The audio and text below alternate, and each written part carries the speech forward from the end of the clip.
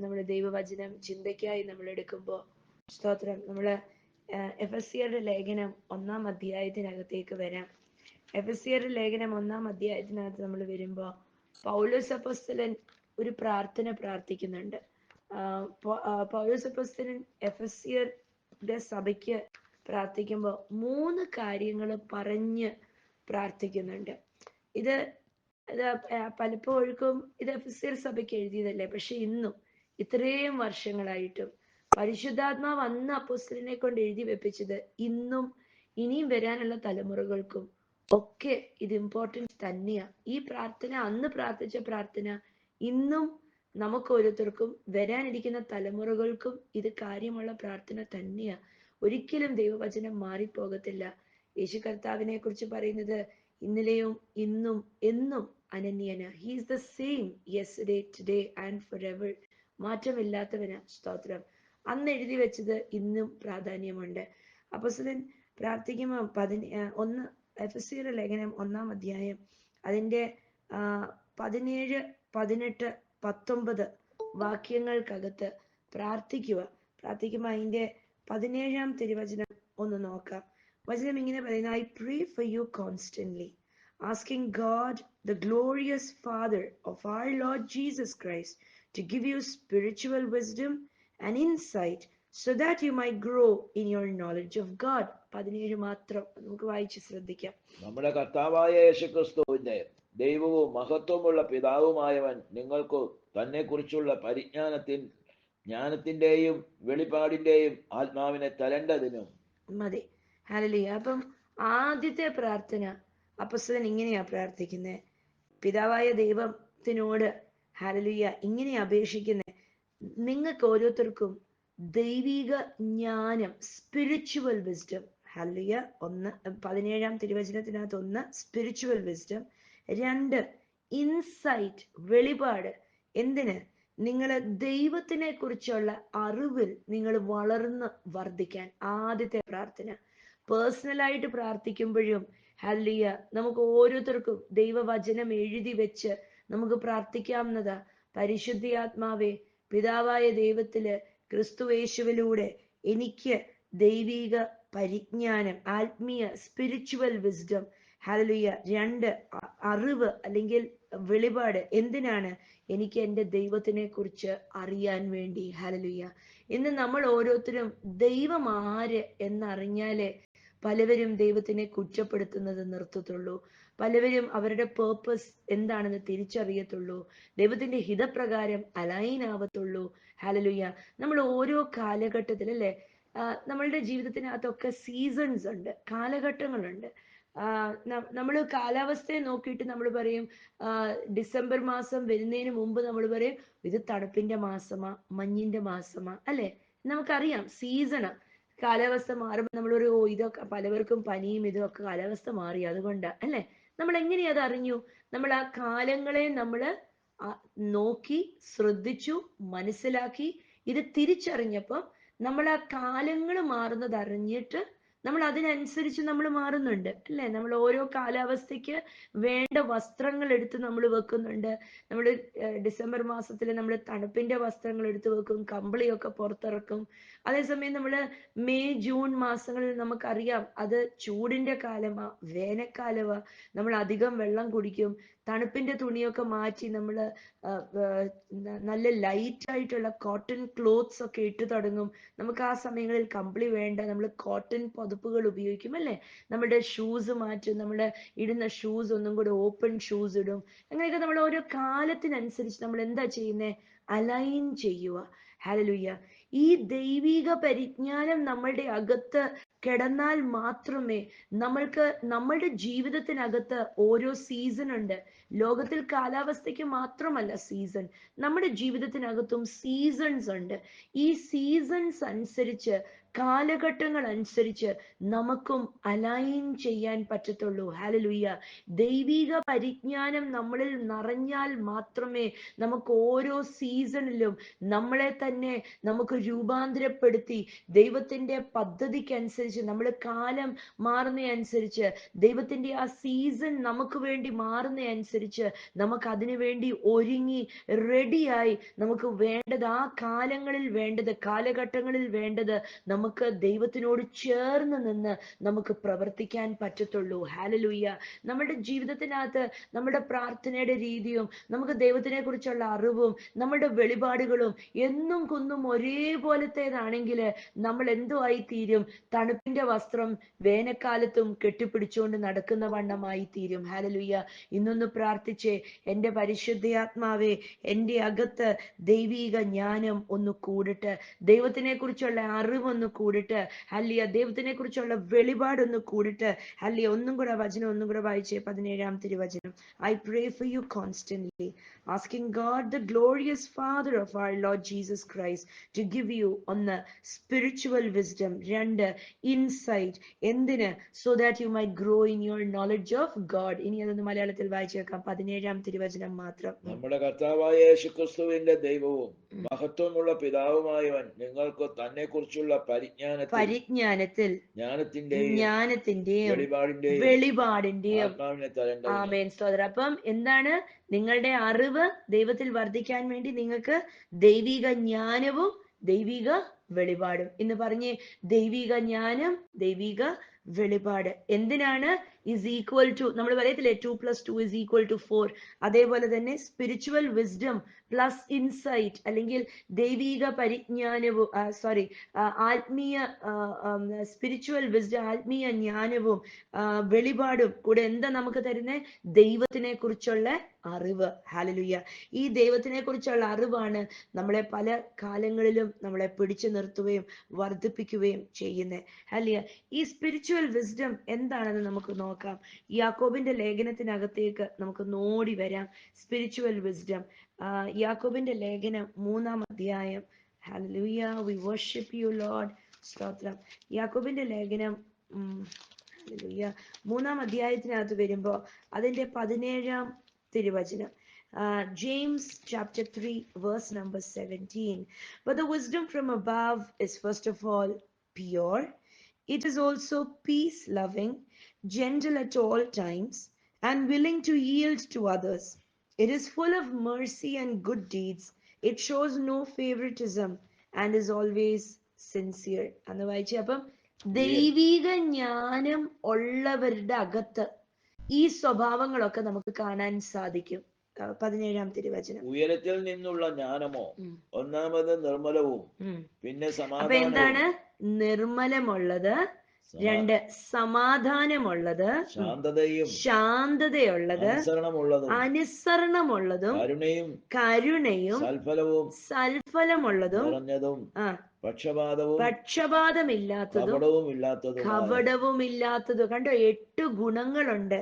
ദൈവിക ജ്ഞാനം നിറഞ്ഞ ഒരു വ്യക്തിക്കകത്തുനിന്ന് വരുന്ന 8 ഗുണങ്ങള്. ഇതൊന്ന് നോട്ട് ചെയ്തിട്ട് ഇതിനെ ഒന്ന് പ്രാർത്ഥിക്കണം. എന്നിട്ട് പറയണം, കർത്താവേ, ചിലപ്പോ നമ്മുടെ അകത്ത് ഇതെല്ലാം കാണും, ചിലപ്പോ ഇതൊന്നും കാണത്തില്ല, ചിലപ്പോ ഇതിനകത്തെ കുറച്ച് കാണും, ചിലപ്പം കുറച്ച് ഇല്ലായിരിക്കും. എന്ത് വേണ്ട, നമ്മളെ വിധിക്കാൻ ആരുമല്ല, മനുഷ്യരാരുമല്ല. വിധിക്കാൻ സ്വർഗത്തിലെ അപ്പായിക്ക് മാത്രമേ കഴിയത്തുള്ളൂ. അപ്പം പൗലോസ് അപ്പോസ്തലൻ പ്രാർത്ഥിക്കുക, എഫെസ്യർ സഭ അവര് ആത്മീയ ഗുണങ്ങളിൽ നിറഞ്ഞു നിന്ന ഒരു സഭയാണ്. നമ്മുടെ എഫെസ്യർ ലേഖനം നമ്മളുടെ പേഴ്സണൽ സ്പിരിച്വൽ ഗ്രോത്തിന് വേണ്ടി പഠിക്കണം. ഓരോ തവണ എഫെസ്യറുടെ ലേഖനം എടുത്ത് നമ്മൾ വായിക്കുമ്പോഴും ഓരോ വെളിപാട് കർത്താവ് തരും. ഒരു നോട്ട്ബുക്കിനകത്തൊക്കെ എഴുതി വെച്ചിട്ട് വന്നിട്ട് കമ്പയർ ചെയ്തേ. എനിക്കറിയത്തില്ല ഞാൻ എത്ര തവണ എഫെസ്യറുടെ ലേഖനം ഞാൻ പേഴ്സണലി ഇന്ന് വായിച്ചിട്ടുണ്ട്, പഠിച്ചിട്ടുണ്ടെന്ന്. ഓരോ തവണ വായിക്കുമ്പോൾ ഓരോ വിധത്തിലാണ് പരിശുദ്ധാത്മാവ് വെളിപാട് തരുന്നത്. നമ്മൾ എഫെസ്യറുടെ ലേഖനം പഠിക്കും തോറും വായിക്കും തോറും അത് നമ്മളുടെ എല്ലിന്റെയും രക്തത്തിന്റെയും ഭാഗമാക്കും തോറും നമ്മൾ ആത്മീയ കൃപാവരങ്ങളിൽ വർദ്ധിച്ചു വരും. ഹല്ലേലൂയ. എഫെസ്യരുടെ ലേഖനത്തിനകത്ത് അപ്പോസ്തലൻ പറയാ, ഞാൻ നിങ്ങൾക്ക് വേണ്ടി പ്രാർത്ഥിക്കുക, നിങ്ങൾക്ക് ആത്മീയ സ്പിരിച്വൽ വിസ്ഡം, ആത്മീയ ജ്ഞാനം നിങ്ങളിൽ വർദ്ധിക്കട്ടെ. ഈ ആത്മീയ ജ്ഞാനത്തിന്റെ ഗുണം യാക്കോബ് എഴുതി വെച്ചിരിക്കുക. It is pure, it is peace loving, it is gentle, എപ്പോഴും ജെന്റിൽ ആണ്. ഇറ്റ് ഈസ് അനുസരണയുള്ളതാണ്. It is full of mercy, it is filled with good deeds. അതിനകത്ത് പക്ഷപാതമില്ല. It is always sincere. ഹല്ലേലൂയ. 8 ഗുണങ്ങൾ എഴുതി വെച്ചിരിക്കുക. ഹല്ലേലൂയ. ഇത് നമ്മളുടെ അകത്തുനിന്ന് ആത്മീയ പരിജ്ഞാനം വർദ്ധിക്കും തോറും ദൈവിക ജ്ഞാനം നമ്മളിൽ വർദ്ധിക്കും തോറും ഇങ്ങനത്തെ സ്വഭാവങ്ങൾ നമ്മളുടെ അകത്തുനിന്ന് പുറത്തേക്ക് വരും.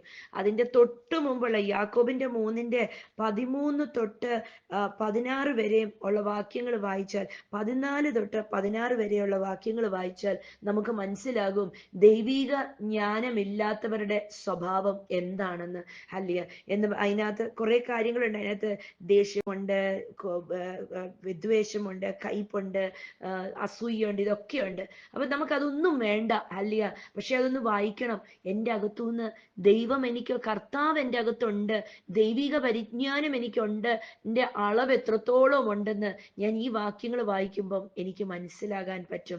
നമ്മൾ നമ്മളെ തന്നെ ശോധന ചെയ്യാനെന്ന കർത്താവിന്റെ വചനം നമ്മളെ പഠിപ്പിച്ചിരിക്കുന്നത്. നമ്മൾ വേറെ ആരെയും നോക്കി ശോധന ചെയ്യുന്നത്, വേറെ ആരെയും നോക്കി നോക്കട്ടെ ഇവര് ദൈവിക പരിജ്ഞാനം ഉള്ളവരാണോ എന്ന് നോക്കാൻ നമ്മളെ വിളിച്ചിട്ടില്ല.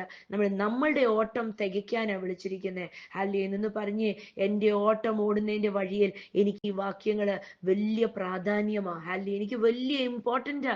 എൻ്റെ ഓട്ടം ഞാൻ ഓടി തികയ്ക്കണം. എന്താണെന്നറിയോ? ഞാനാ കേൾക്കാൻ പോകുന്ന നല്ലവനും വിശ്വസ്തനുമായ ദാസനെ എന്ന്. ഹല്ലേലൂയ. എനിക്ക് ആ വിളി കേൾക്കണം. ഇത് നല്ല സ്വാർത്ഥതയോടെ ദൈവരാജ്യത്തിൽ ഓടണം. ഹല്ലേലൂയ. കർത്താവിന് മഹത്വം. ഒരു വാക്യം കൂടെ നമുക്കൊന്ന് നോക്കാം. 1 കൊരിന്ത്യരുടെ ലേഖനം 2-ാം അധ്യായം അതിന്റെ 9 തൊട്ട് ഉള്ള വാക്യങ്ങൾ നമുക്കൊന്ന് പെട്ടെന്നൊന്ന് ശ്രദ്ധിക്കാം. ഇതും ദൈവിക. അപ്പം പൗലോസ് അപ്പോസ്തലൻ എഫെസ്യരുടെ ലേഖനത്തിനകത്ത് എഴുതി വെച്ച എന്താണ്? നിങ്ങളുടെ ഞാൻ ദൈവത്തിനോട് അപേക്ഷിക്കുവാണ് നിങ്ങൾക്ക് സ്പിരിച്വൽ വിസ്ഡം, ദൈവിക ജ്ഞാനം ഉണ്ടാകാൻ വേണ്ടി. അപ്പം 1 കൊരിന്ത്യർ 2-നകത്ത് ദൈവിക ജ്ഞാനത്തിനെ കുറിച്ച് ഒന്നും കൂടെ ഒന്ന് പറയുന്നുണ്ട്. അതിന്റെ 10-11 വാക്യങ്ങൾ ഒന്ന് വായിക്കാം. 1 കൊരിന്ത്യർ 2:10-11. But it was to us that God revealed these things by his Spirit. For his Spirit searches out everything and shows us God's deep secrets. No one can know a person's thoughts except that person's own spirit, and no one can know God's thoughts except God's own spirit. അതിന്റെ 12 പറയുന്നു, and we have received God's Spirit, not this world's spirit, so we can know the wonderful things God has freely given us. എന്ന് വായിച്ച് 10, 11, 12. ദൈവം തന്നെ സ്നേഹിക്കുന്നവർക്ക് ഒരുക്കിയിട്ടുള്ളത് കണ്ണ് കണ്ടിട്ടില്ല, ചെവി കേട്ടിട്ടില്ല, ഒരു മനുഷ്യന്റെയും ഹൃദയത്തിൽ തോന്നിയിട്ടുമില്ല. 10 തൊട്ടുള്ള വാക്യങ്ങള്. നമുക്കോ ദൈവം തന്റെ ആത്മാവിനാൽ വെളിപ്പെടുത്തി. അപ്പം ദൈവിക ജ്ഞാനത്തിലൂടെ എന്താണ് ദൈവം ചെയ്യുന്നത്? ദൈവം വെളിപ്പെടുത്തുക. എന്താണ് ദൈവം വെളിപ്പെടുത്തുന്നത്? ആത്മാവ് സകലത്തെയും ദൈവത്തെ സംബന്ധിച്ച് അഗാധ കാര്യങ്ങളെയും ആരായുന്നു. ആമേൻ, സ്തോത്രം. അപ്പം പരിശുദ്ധാത്മാവ് എന്ത് ചെയ്യുന്നു? ദൈവത്തിന്റെ ഹൃദയത്തിനകത്ത് കിടക്കുന്ന ആലോചനകളെയും അഗാധമായ ചിന്തകളെയും, നമ്മൾ ചിലവരോടൊക്കെ ചോദിച്ച് കേട്ടിട്ടില്ലേ, എന്താ നിങ്ങൾ അഗാധ ചിന്തയിലിരിക്കുന്നതെന്നൊക്കെ ചോദിച്ചിട്ടില്ലേ? അപ്പം ദൈവത്തിന്റെ ഹൃദയത്തിനകത്ത് കിടക്കുന്ന ആഴമേറിയ ചിന്തകള്, ആഴമേറിയ സ്വപ്നങ്ങള്, ഇതെല്ലാം ആത്മാവ് തപ്പിയെടുത്തിട്ട് നമുക്കത് വെളിപ്പെടുത്തുന്നു. മനുഷ്യന്റെ ചിന്തകള് ആത്മാവല്ലാതെ മറ്റാരാണ് അറിയുക? ആവണ്ണം തന്നെ ദൈവത്തിന്റെ ചിന്തകൾ ദൈവാത്മാവല്ലാതെ ആരും ഗ്രഹിച്ചിട്ടില്ല. അപ്പൊ മനസ്സിലാക്കണം, ദൈവത്തിന്റെ ആത്മാവ് നമ്മളുടെ അകത്ത് കിടപ്പുണ്ട്. ദൈവത്തിന്റെ ആത്മാവ് എന്ത് ചെയ്യുന്നു? ദൈവത്തിന്റെ ഹൃദയത്തിനകത്തുള്ള സ്വപ്നങ്ങൾ തപ്പിയെടുത്തിട്ട് ദൈവത്തിന്റെ ആത്മാവും നമ്മുടെ ആത്മാവും ഒന്നായി എന്ന് ഈ റോമാക്കാരുടെ ലേഖനം നമ്മളോട് പറയുന്നുണ്ട്. ഇതൊന്നാവുമ്പോ എന്ത് സംഭവിക്കുന്നു? ദൈവത്തിന്റെ ഹൃദയത്തിനകത്ത് കിടക്കുന്ന സ്വപ്നങ്ങളും ആലോചനകളും നമ്മളെ കുറിച്ചുള്ള ചിന്തകളും പദ്ധതികളും എല്ലാം നമ്മൾക്ക് ഇട്ടുതരുന്നത്. അപ്പം ദൈവിക പരിജ്ഞാനമുള്ളവന് വെളിപാടുണ്ട് എന്ന് പൗലോസ് അപ്പോസ്തലൻ പറഞ്ഞു. ദൈവിക പരിജ്ഞാനം ലഭിച്ചവന്, ദൈവിക ജ്ഞാനമുള്ളവന്, ദൈവിക വെളിപാടുള്ളവന് ദൈവത്തിന്റെ ഹൃദയത്തിനകത്തുള്ള സ്വപ്നങ്ങള് വെളിപ്പെട്ട് കിട്ടും. ഹല്ലേലൂയ. മതി. സ്തോത്രം, കർത്താവിന് മഹത്വം. അപ്പൊ 1 കൊരിന്ത്യരുടെ ലേഖനം 2:9 തൊട്ട് 12 വരെയും വായിച്ച് ഇത് ഏറ്റെടുക്കണം. എന്താ പൗലോസ് പ്രാർത്ഥിച്ചു, എഫെസ്യർ സഭയ്ക്ക് വേണ്ടി പ്രാർത്ഥിച്ചു, ഞാൻ പ്രാർത്ഥിക്കുന്നു നിങ്ങൾ സ്പിരിച്വൽ വിസ്ഡത്തിൽ നിങ്ങൾ വളരും, നിങ്ങൾക്ക് ദൈവിക വെളിപാട് റെവലേഷൻസ് ഉണ്ടാകും. ഈ സ്പിരിച്വൽ വിസ്ഡം എന്ത് ചെയ്യുന്നു? ദൈവത്തിന്റെ ഹൃദയത്തിനകത്തുള്ള സ്വപ്നങ്ങള്, നമ്മളെ കുറിച്ചുള്ളത്, ദൈവത്തിന്റെ പദ്ധതികള് നമ്മളെ കുറിച്ചുള്ളത് നമുക്ക് വെളിപ്പെടുത്തി തരുന്നു. ഹല്ലേലൂയ. ഇതാണ് നമ്മൾ ദർശനങ്ങളും വെളിപാടുകളും ഒക്കെ നമുക്ക് ലഭിക്കുന്നത്. നമ്മൾ വചനവുമായിട്ടിരിക്കുമ്പോൾ ചിലതൊക്കെ വായിക്കുമ്പോൾ കർത്താവ് ആഴത്തിനകത്തേക്ക് കൊണ്ടുപോയി അതിനകത്തുള്ള നിധികളൊക്കെ നമുക്ക് വെളിപ്പെടുത്തി തരുന്നേ. സ്തോത്രം. നമ്മൾക്ക് ഭാവിയെ വെളിപ്പെടുത്തി തരുന്നേ, നമ്മളെ കുറിച്ചുള്ള പദ്ധതികൾ നമുക്ക് വെളിപ്പെടുത്തി തരുന്നേ. ഹല്ലേലൂയ, സ്തോത്രം. അപ്പം ദൈവിക ജ്ഞാനം വർദ്ധിക്കും തോറും ഇത് നമുക്ക് ലഭ്യമാണ്. എഫെസ്യർ ലേഖനം 1-നകത്തേക്ക് തിരിച്ചു വരാം. 1-ന്റെ അടുത്ത പ്രാർത്ഥന, 2-ാമത്തെ പ്രാർത്ഥന അപ്പോസ്തലൻ പ്രാർത്ഥിക്കുക. 18-ാം തിരുവചനം, I pray that your hearts will be flooded with light so that you can understand the confident hope he has given to those he called his holy people who are his rich and glorious inheritance. അതിന്റെ 18 വായിച്ച്. നിങ്ങളുടെ ഹൃദയ സൃഷ്ടി പ്രകാശിപ്പിച്ചിട്ട് അവന്റെ വിലയാലുള്ള പ്രത്യാശ ഇന്നതെന്നും വിശുദ്ധന്മാരിൽ അവന്റെ അവകാശത്തിന്റെ മഹിമാധനം ഇന്നതെന്നും അവന്റെ ബലത്തിൽ വല്ലഭത്തിന്റെയും വ്യാപാരത്താൽ വിശ്വാസിക്കുന്ന നമുക്ക് വേണ്ടി വ്യാപരിക്കുന്ന അവന്റെ ശക്തിയുടെ അളവ് വലിപ്പം അത് 19 വായിച്ചു, 18 മാത്രം. അപ്പം 18-നകത്ത് ഇങ്ങനെ പറയുന്നു, ഞാൻ പ്രാർത്ഥിക്കുന്നു നിങ്ങളുടെ ഹൃദയ ദൃഷ്ടി പ്രകാശിക്കട്ടെ. I pray that your hearts will be flooded with light. അത് ഇംഗ്ലീഷിൽ വായിക്കണം, ഭയങ്കര രസമാണ്. ഫ്ലഡഡ് വിത്ത് ലൈറ്റ് എന്നാ പറയുന്നത്. ലൈറ്റ് എന്താണെന്നറിയോ? ലൈറ്റ് വചനമാ. ഈ വചനം ജഡമായി തീർന്നതാ യേശു, അല്ലെ? യോഹന്നാന്റെ ലേഖനം 1-ാം അധ്യായത്തിനകത്ത് പറയുന്നുണ്ട്, വചനം ജഡമായതാണ് യേശു. എന്നിട്ട് അവിടെ പറയുന്നുണ്ട്, അവൻ വെളിച്ചമാണ്, ഈ വെളിച്ചത്തിന്റെ മേല് ഇരുട്ടിന് വ്യാപരിക്കാൻ പറ്റിയില്ല. ഈ വെളിച്ചം 2 കൊരിന്ത്യരുടെ ലേഖനം 4-ാം അധ്യായം 3-4 വാക്യങ്ങൾക്കകത്തേക്ക് ഒന്നോടി വരാം നമുക്ക്. 2 കൊരിന്ത്യരുടെ ലേഖനം 4:3-4 ഈ വാക്യം ഇതൊന്ന് വായിക്കാം. 3-4. If the good news we preachers എന്ന് വായിച്ചു. 3-4. 4-ന്റെ ഞങ്ങളുടെ സുവിശേഷം മറഞ്ഞിരിക്കുന്നു എങ്കിൽ നശിച്ചു പോകുന്നവർക്ക് അത്രയും മറഞ്ഞിരിക്കുന്നു. ദൈവത്തിന്റെ പ്രതിമയായ ക്രിസ്തുവിന്റെ തേജസ്സുള്ള സുവിശേഷത്തിന്റെ പ്രകാശം, the glorious light of the good news. അപ്പം ദൈവവചനം എന്താണ്? ഹല്ലേലൂയ, പ്രകാശമുള്ളതാണ്. അപ്പം ദൈവത്തിന്റെ ഗ്ലോറിയസ് വെളിച്ചം എന്താണ്? ക്രിസ്തുയേശുവിന്റെ വചനം. ഹല്ലേലൂയ. അപ്പം ക്രിസ്തുവായ വചനം നമ്മളുടെ ഹൃദയത്തിനകത്തേക്ക് കയറുമ്പോൾ എന്ത് സംഭവിക്കും? നമ്മുടെ ഹൃദയ ദൃഷ്ടി പ്രകാശിക്കാൻ തുടങ്ങും. തിരിച്ചു വരാം. എഫെസ്യരുടെ ലേഖനം 1:18 അപ്പോസ്തലൻ പറയുന്നു, ഞാൻ നിങ്ങൾക്ക് വേണ്ടി പ്രാർത്ഥിക്കുന്നു നിങ്ങളുടെ ഹൃദയ ദൃഷ്ടി പ്രകാശിക്കട്ടെ. ഇന്നൊന്ന് പറഞ്ഞേ, കർത്താവേ എന്റെ ഹൃദയ ദൃഷ്ടി ഒന്ന് പ്രകാശിക്കട്ടെ. നമ്മുടെ ഹൃദയ ദൃഷ്ടി എങ്ങനെയാ പ്രകാശിക്കുന്നത്? തിരുവചനം നമ്മുടെ ഹൃദയത്തിനകത്തോട്ട് കയറുമ്പോ നമ്മുടെ അജ്ഞത മാറുന്നു, ഇരുട്ട് മാറുന്നു, നമ്മളുടെ ഹൃദയം പ്രകാശം കൊണ്ട് നിറയുന്നു. എങ്ങനത്തെ പ്രകാശമാ? ഹല്ലേലൂയ, സ്വർഗത്തിലെ പ്രകാശം കൊണ്ട് നിറയുന്നു. മനസ്സിലാക്കണം. യോഹന്നാൻ 1 പഠിക്കണം. യോഹന്നാൻ 1 പഠിക്കുമ്പോ അതിനകത്ത് വ്യക്തമായി എഴുതി വെച്ചിട്ടുണ്ട്, ഹല്ലേലൂയ, ജഡം മാംസമായതാണ് യേശു ക്രിസ്തു. ഹല്ലേലൂയ, യേശു വെളിച്ചമാണ്, ഈ വെളിച്ചത്തിന്റെ മേലെ ഇരുട്ടിന് വ്യാപരിക്കാൻ പറ്റിയില്ല.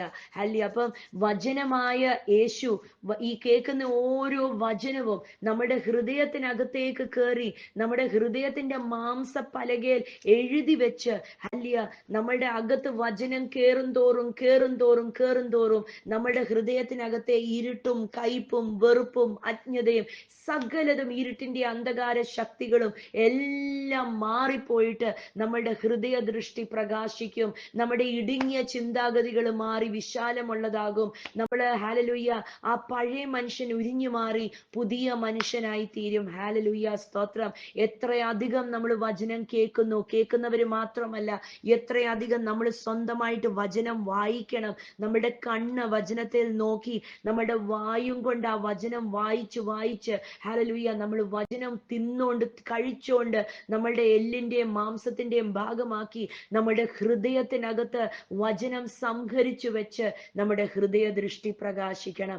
ഹല്ലിയ, ചില വചനവാക്യങ്ങളൊക്കെ കാണാതെ പഠിച്ച് നമ്മുടെ ഹൃദയത്തിനകത്ത് സൂക്ഷിച്ചു വെക്കണം. സ്തോത്രം. ഹൃദയത്തിനകത്ത് ഈ വചനം വർദ്ധിക്കും തോറും ഞാൻ പറയട്ടെ, നമ്മുടെ ഹൃദയത്തിനകത്തെ ഇരുട്ടും കയ്പും വെറുപ്പും കൊള്ളാത്തതും സകലതും മാറിപ്പോയി നമ്മുടെ ജീവിതം തന്നെ പ്രകാശമുള്ളതായി തീരും. ഹല്ലേലൂയ. ഇന്ന് ജീവിതം ഐശ്വര്യമുള്ളതാകണോ? ഇന്ന് ജീവിതം ചന്തമുള്ളതാകണോ? ഇന്ന് ജീവിതം ഏറ്റവും ധന്യമുള്ളതായി തീരണോ? ഹല്ലേലൂയ. വചനം വായിച്ചുകൊണ്ടേയിരിക്കണം. വചനം ഹൃദയത്തിനകത്ത് സംഭരിച്ച് സൂക്ഷിച്ചു വെക്കണം. ഹൃദയ ദൃഷ്ടി പ്രകാശിക്കട്ടെ. അപ്പം പൗലോസ് അപ്പോസ്തലൻ പ്രാർത്ഥിച്ച പ്രാർത്ഥനയുടെ അർത്ഥം ഇതാണ്: നിങ്ങൾ വചനം കൊണ്ട് നിറഞ്ഞവരായി തീരട്ടെ. ഹല്ലേലൂയ. സത്യവചനം, ക്രിസ്തു വാഴുന്ന വചനം കൊണ്ട് നിങ്ങളുടെ ഹൃദയങ്ങളെ പ്രകാശിക്കട്ടെ എന്ന പൗലോസ് അപ്പോസ്തലൻ പറഞ്ഞ്, ഈ ഹൃദയത്തിനകത്ത് സത്യമായ ക്രിസ്തു നിറഞ്ഞ വചനം കൊണ്ട് നിറയുമ്പോൾ, ഈ ക്രിസ്തു നിറഞ്ഞ വചനം വായിച്ച് ഹൃദയത്തിനകത്ത് കയറണമെങ്കിൽ പുതിയ നിയമം മത്തായി തൊട്ട് അങ്ങോട്ട് വായിക്കണം. എന്താണെന്നറിയോ? മത്തായി തൊട്ട് യോഹന്നാൻ വരെയും യേശുവിനെ കാണാൻ സാധിക്കും. അപ്പോസ്തല പ്രവൃത്തി തൊട്ട് പരിശുദ്ധാത്മാവിന്റെ വീര്യപ്രവൃത്തികൾ കാണാൻ സാധിക്കും. ഇതിനകത്ത് മൊത്തം എന്നെയും നിങ്ങളെയും കുറിച്ചാണ് എഴുതി വെച്ചിരിക്കുന്നത്. ഹല്ലേലൂയ. ഹൃദയത്തിനകത്ത് വചനം കൊണ്ട് നിറയണം. സ്തോത്രം. എന്നിട്ട് അതിന്റെ 20-ാം തിരുവചനം ഒന്ന് വായിക്കാം. എഫെസ്യർ ലേഖനം 1:20. അല്ല, സോറി, 1:19. സോറി, 1:19. നമുക്ക് വേണ്ടി വ്യാപരിക്കുന്ന അവന്റെ ശക്തിയുടെ അളവറ്റ വലിപ്പം ഇന്നതെന്ന് നിങ്ങൾ അറിയേണ്ടതിനും പ്രാർത്ഥിക്കുക. ആമേൻ. സ്തോത്രം. മൂന്നാമത്തെ ഒരു അതിഭയങ്കരമായ പ്രാർത്ഥിക്കുക. നിങ്ങൾ വചനം അറിയുക മാത്രമല്ല, വചനം കൊണ്ട് നിങ്ങളുടെ ഹൃദയം പ്രകാശിക്കുക മാത്രമല്ല, മൂന്നാമത് ഞാൻ നിങ്ങൾക്ക് വേണ്ടി പ്രാർത്ഥിക്കുന്ന എന്താണ്? You will be able to understand the incredible greatness of God's power for us who believe in him. Hallelujah. എന്താ? ഡുനാമിസ് ശക്തിയെ നിങ്ങളൊന്ന് തിരിച്ചറിയുവാൻ, കല്ലറയ്ക്കകത്തുനിന്ന് യേശുവിനെ ജീവനോടെ പുറത്ത് കൊണ്ടുവന്ന് ആ എക്സ്പ്ലോസീവ് ശക്തി ഒന്ന് നിങ്ങൾ തിരിച്ചറിയാൻ വേണ്ടി നിങ്ങൾക്ക് വേണ്ടി ഞാൻ പ്രാർത്ഥിക്കുന്നു. എല്ലാം സാധ്യം എന്ന് ഈ ബുദ്ധിക്ക് ഒതുക്കി വെക്കാൻ പറ്റുന്നതിനപ്പുറമുള്ള ശക്തി, അളവറ്റ വലുപ്പം, ഹല്ലേലൂയ, ഇത് വ്യാപരിക്കാൻ നിങ്ങളത് തിരിച്ചറിയാൻ വേണ്ടി ഞാൻ പ്രാർത്ഥിക്കുന്നു. ഹല്ലേലൂയ. സ്തോത്രം. എല്ലാം സകലതും സാധ്യമാണ് എന്നുള്ള ശക്തി, ഈ ശക്തി ഒന്ന് തിരിച്ചറിയുവാൻ, ഈ ശക്തിയെക്കുറിച്ചാണ് എഫെസ്യരുടെ ലേഖനം 3:20 അപ്പോസ്തലൻ ഇങ്ങനെ എഴുതി വെച്ചിരിക്കുന്നു: Now all glory to God who is able through his mighty power at work within us to accomplish infinitely more than we might ask or think. എഫെസ്യർ 3:20. എന്നാൽ നാം ചോദിക്കുന്നതിലും ദൈവം ക്രിസ്തുവിലും വ്യാപരിച്ച് ക്രിസ്തുവിന് മരിച്ചവരുടെ ഇടയിൽ നിന്ന് ഉയർപ്പിക്കുകയും. എഫെസ്യർ 3:20. എന്നാൽ നാം ചോദിക്കുന്നതിന്റെ അത്യുന്നതപരമായി എന്ന് പറഞ്ഞ അത്യുന്നതപരമായി ചെയ്യുവാൻ. ഹല്ലേലൂയ. ശക്തിയാൽ പ്രവർത്തിക്കുന്നവൻ. ആമേൻ, ആമേൻ. സ്തോത്രം. അപ്പം അത്യുന്നതപരമായി ചെയ്യാനും പ്രവർത്തിക്കാനും സാധ്യമുള്ള ഈ ശക്തി എന്റെയും നിങ്ങളുടെ അകത്തുണ്ട് എന്ന് തിരിച്ചറിയാൻ വേണ്ടി പൗലോസ് അപ്പോസ്തലൻ പ്രാർത്ഥിക്കുന്നു. ഹല്ലേലൂയ. എഫെസ്യർ 1:19. നമ്മളൊന്ന് തിരിച്ചറിയണം എന്ന് പറഞ്ഞ് എനിക്കൊന്ന് തിരിച്ചറിയണം. ഹല്ലേലൂയ. നമ്മൾ ഇതിനെക്കുറിച്ച്, ദൈവത്തിന്റെ അളവറ്റ വലിപ്പത്തിനെ കുറിച്ച് തിരിച്ചറിയുമ്പോൾ നമ്മൾ പറയത്തില്ല, കർത്താവെ 5000 രൂപയായി ഈ മാസത്തിന്റെ റെന്റ്, 5000 രൂപ ഒന്ന് തന്നെ ഒന്ന് സഹായിക്കണേ. അങ്ങനെയല്ല പ്രാർത്ഥിക്കുന്നത്. ദൈവം വെറും 5000 രൂപയ്ക്കകത്ത് ഒതുങ്ങുന്നവനല്ല. ചിലവർ പ്രാർത്ഥിക്കും, കർത്താവെ ഒരു 15000 രൂപയുടെ ശമ്പളം കിട്ടുന്ന ജോലി മതി, എന്റെ അത്യാവശ്യം ചെലവുകളൊക്കെ ഒന്ന് നടന്നു പോകാൻ. No no no no. കർത്താവിന് അതിനപ്പുറം ചെയ്യാൻ പറ്റുന്നവന്. ഹല്ലേലൂയ. നമ്മൾ ദൈവത്തിനെ, അതാണ് കർത്താവ് ചോദിച്ചത് അല്ലേ? കർത്താവ് ശിഷ്യന്മാരോട് ചോദിച്ചു, ചോദിച്ചു, അവരെന്തോ എന്നെ കുറിച്ച് പറയുന്നേ? അപ്പം സോറി, എന്താണ് അവരെന്താ പറയുന്നേ? അപ്പൊ അവരൊക്കെ പറഞ്ഞു മിശിയാണ്, പ്രവാചകനാണ് എന്ന്. അപ്പൊ കർത്താവ് പറഞ്ഞു, ഒരു മിനിറ്റ് അവിടെ നിൽക്കട്ടെ, നിങ്ങൾ എന്താണ് എന്നെ കുറിച്ച് പറയുന്നത്? കണ്ടോ, നിങ്ങൾ എന്നെ എത്രത്തോളം, അവര് പറയുന്നു മിശിയ, പ്രവാചകനാ, ദൈവപുത്രനാ, അങ്ങനെയൊക്കെ. അല്ല, ദൈവപുത്രൻ എന്ന് പറഞ്ഞില്ല, അങ്ങനെ ഇങ്ങനെയൊക്കെ പറയുന്നു. പക്ഷെ നിങ്ങൾ എന്താ പറയുന്നേ? അപ്പം വെളിപാട് ലഭിച്ച പത്രോസ് പറഞ്ഞു, നീ ദൈവത്തിന്റെ പുത്രനായ സാക്ഷാൽ ജീവിക്കുന്ന മിശിഹായ ക്രിസ്തുവാണ് നീ. ഹല്ലേലൂയ. അപ്പം യേശു പറഞ്ഞു, കണ്ടോ, ഇത് നിന്നോട് ജഡരക്തങ്ങളല്ല പറഞ്ഞു തന്നത്, ഹല്ലേലൂയ, ദൈവത്തിന്റെ ആത്മാവാ പറഞ്ഞത്. എന്താ, നമ്മൾ ചിലപ്പം ദൈവത്തിനെ 4 അളവിനകത്ത് ഒതുക്കി വെക്കും, അല്ലെ? നമ്മളുടെ ചിന്താഗതിക്കകത്തുള്ള കർത്താവിനെ നമ്മൾ കണ്ടുകൊണ്ടിരിക്കും. പക്ഷെ ദൈവം അങ്ങനെയല്ല. നമ്മുടെ ചിന്തയ്ക്ക് ഒതുക്കാൻ പറ്റാത്ത, നമ്മുടെ കൾച്ചറിന് ഒതുക്കാൻ പറ്റാത്ത, നമ്മളുടെ സാഹചര്യങ്ങൾക്ക് ഒതുക്കാൻ പറ്റാത്ത ഒരു അതിശക്തനും ഭയങ്കരനുമായ ദൈവത്തിനെയാണ് നമ്മൾ സേവിക്കുന്നത്. ഹല്ലേലൂയ. ഈ ദൈവത്തിന്റെ മഹത്വം നമ്മളുടെ അകത്ത് വ്യാപരിക്കുന്നു എന്ന് തിരിച്ചറിയാൻ വേണ്ടിയാ പൗലോസ് അപ്പോസ്തലൻ പ്രാർത്ഥിച്ച്. ഇന്ന് നമ്മുടെ പ്രാർത്ഥനയും അതായിരിക്കണം. നമ്മളൊരു സാഹചര്യത്തിനകത്ത് കയറിയിരിക്കുമ്പോൾ പ്രാർത്ഥിക്കാൻ പഠിക്കണം. ദൈവമേ, അങ്ങയുടെ മഹത്വത്തിന്റെ വലുപ്പം അനുസരിച്ച് എൻ്റെ ജീവിതത്തിനകത്ത് ഒന്ന് പ്രവർത്തിക്കാൻ പ്രാർത്ഥിക്കണം. ഹല്ലേലൂയ. നമ്മൾ ചോദിക്കുന്നതിനും നനയ്ക്കുന്നതിനും അപ്പുറം ചെയ്തു തരുന്ന ഒരു ദൈവം. കർത്താവ് ഓരോരുത്തരെയും സഹായിക്കട്ടെ. ഈ പ്രാർത്ഥന, ഈ 3 പ്രാർത്ഥന, പൗലോസ് പ്രാർത്ഥിച്ച പ്രാർത്ഥന നമ്മളുടെ ഓരോരുത്തരുടെയും പേഴ്സണൽ പ്രാർത്ഥനയായി തീരട്ടെ. കർത്താവ് ഇതാ എന്നുള്ള പ്രാർത്ഥനയല്ല, അതൊക്കെ വെറും ജഡപ്രാർത്ഥന. പക്ഷെ പ്രാർത്ഥിക്കുവാണെങ്കിൽ പൗലോസ് പ്രാർത്ഥിച്ചതുപോലെ പ്രാർത്ഥിക്കണം. കർത്താവ് ഓരോരുത്തരെയും ദൈവത്തിന്റെ പരിശുദ്ധാത്മാവിന്റെ ശക്തിയാൽ, ഹല്ലേലൂയ, ദൈവിക പരിജ്ഞാനത്താൽ, ഹല്ലേലൂയ, ദൈവത്തിന്റെ വിശാലതയാൽ ഒന്ന് നിറയ്ക്കട്ടെ. ഇടുങ്ങിയ ചിന്തകളും ഇടുങ്ങിയ കാഴ്ചപ്പാടുകളും പൊളിയട്ടെ. ഹല്ലേലൂയ. കർത്താവ് നിറയ്ക്കട്ടെ, അനുഗ്രഹിക്കട്ടെ, യേശുവിൻ നാമത്തിൽ തന്നെ. ആമേൻ. സ്തോത്രം.